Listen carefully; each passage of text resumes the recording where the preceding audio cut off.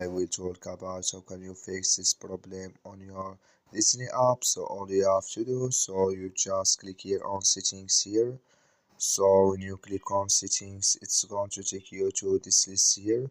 It's going to show for your list like this. Then all you have to do, so you just go down here, you keep going down here.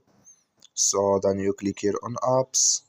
Then you come to apps list here, and here you're looking for Disney app. Click here and search. Then here add Disney app.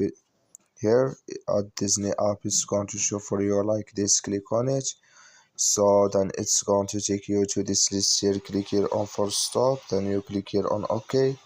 Then you go down, just click here on storage. Then come to storage list here. Just click here on clear cache. Then all you have to do, so you just go to your Play Store, click on it here. So then you search here for Disney app. It's going to show for you like this. You will find here update, click on it, then it's going to work with you. That's all you have to do. Thank you for watching. Don't forget to support us by liking, subscribe.